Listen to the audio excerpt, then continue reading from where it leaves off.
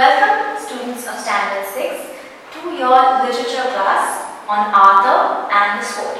This is on page number 59 of your textbook. Now, the component that we are going to do today is about English literature. Okay? And if you will remember specifically, we had done a little bit about myths and legends, specifically myths and legends in your poem about the lotus. Now, the myths and legends that we are going to learn about today are known as Arthurian legends. Now, Arthurian means any sort of myths and legends that have to do with the King Arthur of Britain and England. They are stories about a character of King Arthur. They form an important part of Britain's national mythology because he was one of the earliest, most powerful rulers of the British Isles. And England today also considers him one of their earliest rulers. Now, the reason I am saying that the things that have to do with his life might be a myth, because these things happened so long ago, the people are not sure whether he was a real king, but they do understand that he may have been a real person who helped unite the country of Britain when he became known as its rightful king. You can see this picture of him there holding a crown above his head. Now, the important thing about a character like King Arthur was not that he was powerful, but that he was an honorable man. With a man like this to unite England, it was not about strength and fear of authority, but respect and decency. Now, these are some of the things that you are going to learn about from this story. Alright. Now, King Arthur, the way he conducted himself as a ruler was something like this. If you have a look at this table, this is a very famous council of his known as the Knights of the Round Table. If you notice, it's a round table. It is not square. It does not have a head, a main person in charge. Even though you can see quite obviously over there that he is the king, the round table signifies that everybody who advised him, his knights and his lords and his nobles, they were all equal. And they were perfectly welcome to share their views and opinions with him. Now, the story takes place before he became king, when England was still under a great deal of unrest and the people were not sure how they could possibly choose their next king. So this story takes place before this, when Arthur was still a very young boy. Now, there's something important you need to learn about this story. The story primarily features men known as knights. Men of high rank trained to fight on horseback and defend their country. Now, as much as being able to fight on horseback and perform great physical strength was important, what was also important was to be a good person. So it was not only that knights had to be able to fight on horseback and fight other people, but also that they had to be good and decent people. So honor was important if you had to be a knight. Anyone could wield a sword, but not everyone can be honorable and decent, even though it may not serve their best interests or it may not get anything for them. And that is the important thing that you are going to learn from this story. Now, the story begins with this. After King Uther Pendragon of Britain died, apparently with no son to succeed, a dispute arose in the country about who should be the next king. Every knight in the region wanted to seize the crown for himself. So this is King Uther. He was Arthur's father, but Arthur never knew he was his father when he was growing up. Because when King Uther died, Arthur was given to a man, to two people, Sir Ector, and raised alongside Sir Ector's son, Sir Kay, who he thought was his older brother. Now, while he was being raised by his foster family, Merlin, who you may know him also, he's also known as a magician and an advisor to King Arthur, he offered some advice. He invited all the lords and knights to London during Christmas time, and during a very solemn service, solemn means very serious, he held a prayer and asked God to show some sign about who should be the rightful king of Britain. Now, after the prayer was done, when the service was over, in the yard there appeared this stone with an anvil. An anvil is something that a blacksmith uses to hammer all the things that he's going to make. And in the stone there was a great sword stuck in the middle of it. Now, there were letters of whosoever pulleth this sword out of the stone and anvil is the rightly born king of England. All sorts of people gathered from far and wide, and they all tried to remove the sword from the stone, hoping that they would be made king of England. But no one was successful. They could not move it even an inch. Finally, the archbishop is like a head priest of a church. There may be other priests or other saintly people, but an archbishop is someone who is a spiritual leader of a very large place. He gave some good advice. He said that God will make the new king known. He told people not to worry. So he decided that there would be jousts and tournaments. Now, jousts are all the things that knights do: riding on horseback, javelins, all these sorts of things, different tournaments. And during these tournaments, when different knights from different places would come, they would all have a chance to pull the sword from the stone. And who should come to this event but Sir Hector and his son, Sir Kay. Now, Sir Kay, who was a young man, had just become a knight. And they came with Arthur, who was Sir Hector's adopted son, who was still a little boy. Now, when they reached the place where the tournament was to be held, Sir Kay, this young knight, he realized he did not have his sword. So he asked his younger adopted brother Arthur to get the sword for him. But when Arthur reached the castle, when he went back to the castle, there was no one to let him in, and he could not get his brother's sword. So he remembered the sword that he had seen in the churchyard. He remembered that he had seen this sword in the anvil, and he was such an innocent little fellow. He had no idea what it was about, because he was just a boy. He didn't think he had anything to do with it.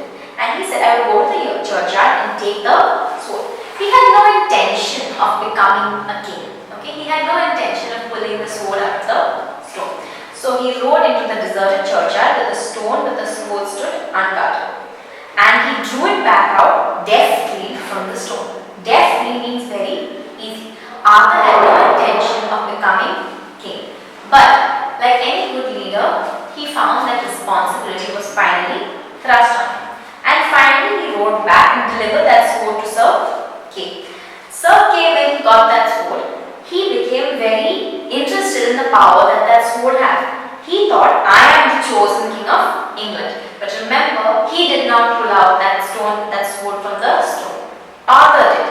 On seeing the sword, his son, this is on page 61, on paragraph 14, Sir Hector asked him, did you pull the sword from the stone? And this is a very important line from the story on page 61, line 50. Sir Kay's face fell, became unhappy, but he answered honestly. And that is our important part of the story. Even though it did not benefit him in any way, and he could have very easily lied and said that he had pulled the sword from the stone, he did not. He chose to tell the king, no, I did not pluck it from the stone. My brother Arthur, who went back to fetch what I had forgotten, brought me the sword. So finally, Sir Hector asked Arthur to pull out the sword. So Arthur managed to confess about how he pulled the sword from the stone. And then when he replaced the stone, the same thing happened. Each time Arthur put the sword back into the stone, he had to prove to someone that he was really capable. Okay? So Sir Hector, when he saw what his adopted son could do, he said, then Sir Hector said to the boy, okay, this is on page 62. You were entrusted to me while yet a baby, but yet I understand that you are of a higher destiny. Sir Hector had loved and raised Arthur as his own. He had taught Arthur and Kay, Sir Kay, you will notice, the same good qualities. And although and you will notice something about Sir Kay, even though he may not have been a king, he was certainly a very good man because he told the truth when his father asked for it. And then, this is what happens to Arthur. Sir Hector realizes that although he had raised him alongside his son, he realized that Arthur was meant for something greater than just knighthood. I suppose he suspected that someday he would be king of England. And remember, the people are restless. They have no real leader. After King Uther died, they had no idea who would lead them. And this is something they always worried about. And when they saw that a small boy had pulled the sword from the stone, they were still apprehensive, which means nervous. They constantly asked Arthur to prove that he was the master of the sword.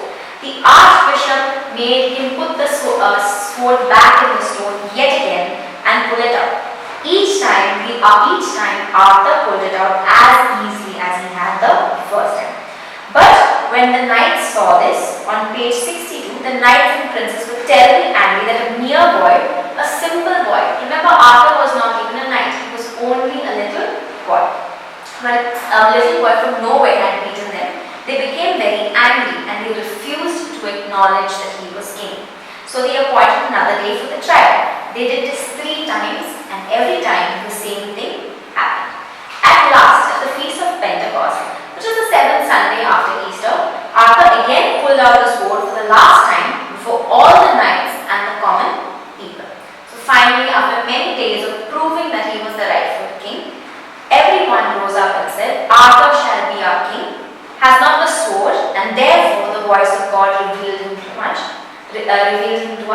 Remember, the people were praying for a sign that they would have a king. And when they prayed for that sign, the sword appeared in the stone. And finally, they acknowledged Arthur as king. Even though they made him do it several times, they finally acknowledged that he was the rightful king. And so Arthur became king of England, and all gave him allegiance. Allegiance means to show support and loyalty to a leader. Remember, there are many qualities that you learn from the story. And although Arthur may have been destined, to be destined means you will get something no matter what you do. Although Arthur may have been destined as king, he still had plenty to prove to all the people in the audience and the other knights and the other nobles and common people that he deserved to be king. And each time he pulled the sword from the stone. Sir Kay was also equally a good man because he set aside his personal gains and chose to tell the truth. And these lines are very important. Whosoever pulleth the sword out of the stone and anvil, okay, is the rightly born king of all England. If you want to know what an anvil is, this is what an anvil is. Okay, it's something that a blacksmith will use to make horseshoes, to make nuts and bolts and all those sorts of things. Okay, now there's something very important for the symbolic nature of these things. Although the sword is something that a warrior uses, an anvil is a symbol of someone who works very hard. So the person who pulls the sword from the anvil is not only someone who is powerful, but who is also humble and hardworking as a working class person like a blacksmith. And that's why the sword has to be pulled not only from the stone but from the anvil. Now, you can see the reaction of the people when this mere boy pulled the sword from the stone. And he had plenty to prove, but we do know when he grew up eventually that he grew to be a great ruler. And many myths and legends of England acknowledge him as one of the first real kings of England. Now, the theme of the story, a theme is basically just a topic that a story discusses. And you can see those pictures of those knights there. As regal and as impressive as they looked in their armor and sitting on those horses, what is the most important quality of a knight? The honesty and sincerity. That is what makes a man a good knight.